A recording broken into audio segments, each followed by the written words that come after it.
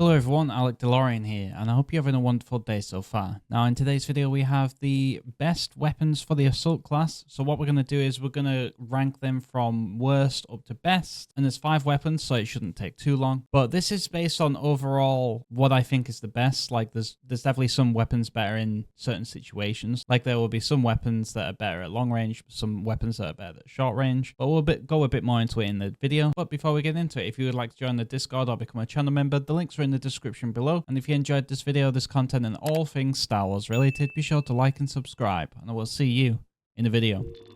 Okay, so every single class in the game, whether it's Assault, Heavy, Officer, or Specialist, all have a default weapon. They're all called different things just based on the era that they're in. So for Assault specifically, I'll run through all their names just so you understand. So for the Galactic Empire, it's called the E11. For the Separatists, it's called the E5. For the Resistance, it's called the EL16. For the Rebel Alliance, it's called the A280C. For the First Order, it's called the F11D. And for the Galactic Republic, it's called the DC-15A. But based on all different names, but they all play exactly the same. I've gone into arcade mode just to load in as the different era and shoot the weapons, see what the fire rate, damage output, and reload speed, clip size, all that. It's all the same, so don't worry about what the name it is. It's just the default, the very first weapon that you get for that class. Now, I will say for Assault, there are no bad weapons in the game. All of them do their job well. And for the default weapons specifically, I think this one's a pretty good weapon. I think it's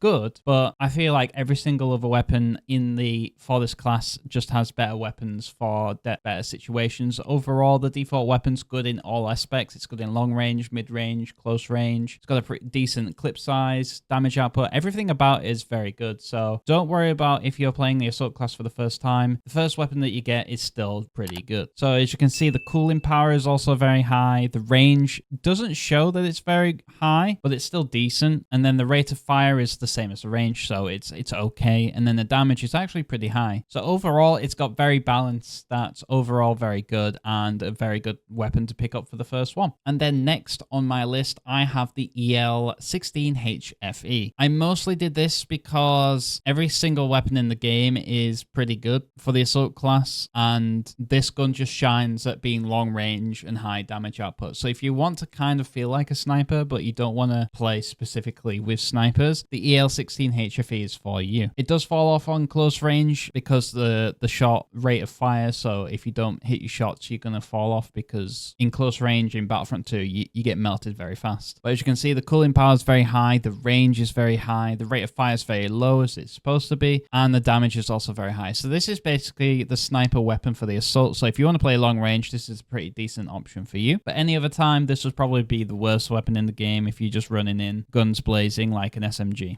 Okay, so I had trouble with the third and the second place. I feel like they're very on par. I feel like I should give 2 second places together because both of these next 2 weapons are very, very good. It's just based on personal preference at this point because they both do everything pretty similar. It's just, I think, different rate of fire. But at number 3, I've put down the E11D. Now, it's a very, very good overall weapon. And if you just want a standard assault rifle, this is the gun for you. This will be your favorite probably as well. It's got a good fire rate. It's got good cooling power. It's decent range, even without the mods. And the damage is pretty okay. And then with the mods, what you want to do is you want to unlock the first one, which is the reduced recoil, which always will help with any gun that you've got. Skip the second one, which is just a flashlight. And then the last one is the improved range, which is also very good because if you can maintain high damage over a greater distance, then you're going to get more kills with it. So the E11D is very good overall, and I feel like this might be most people's favorites. But in second place, I've put the A280. Now, the only difference that I have with the A280 over the E11D is that it's a 3-burst blast shot. So it's very, very quick burst damage. So if you can hit your shots as soon as someone jumps on top of you, and some of them are headshots, you're going to kill them like pretty much instantly. But it's also really good at long range. The A280, I think it's pretty accurate for its range. It even says on the stats as well, like the cooling power is really good, the range is really good, the rate of fire is low, but that's just because it's a 3 bursts. So if you can hit all 3 shots with your 3 bursts, the rate of fire is pretty good. And then the damage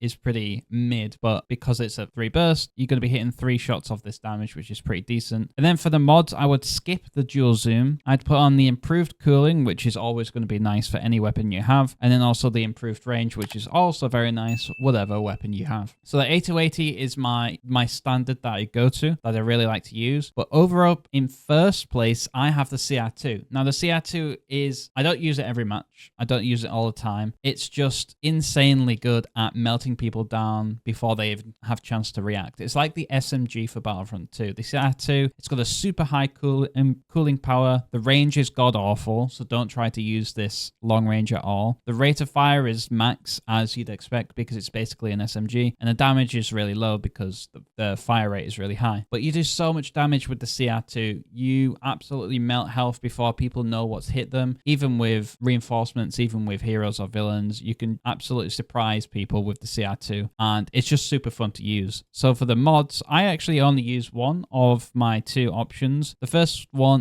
and only, is the reduced recoil. The reduced recoil for this weapon is a game changer because it's not the easiest to control, but it's still difficult compared to the other weapons. So reduced recoil is very handy. And then I'd skip the iron shot because you're not using this weapon to fight vehicles. You're just using this weapon to kill enemies. So iron shot is useless. And then night vision, you don't need that. There's never any times when I've needed night vision at all, so you can skip that one as well. So the only mod you need is the very first one, so it's not too hard to unlock. So that's my favorite assault weapon in the game, and I absolutely love using it. It's my favorite weapon in the whole game across all of the classes. It's just insanely fun to use. So there you go. There is my ranking of the 5 assault weapons for Battlefront 2. Let me know in the comments below if you have a different order. I can imagine the E11D being a lot of people's favorites, but I feel like the top 1 and 3 you're going to be switching out because you're only using CR2 on close range fights, whereas if you get an open map like Kashyyyk or Hoth or something, you'd either be using the A280 or the E11D. So it's really up to you for that one, but assault class by far was the most difficult rankings that I'll have to do because they're all really, really good guns at the end of the day. But I won't keep you any longer though. So if you would like to join the Discord or become a channel member, the links are in the description below. And if you enjoyed this video, this content, and all things Star Wars related, be sure to like and subscribe. And I will see you in the next video.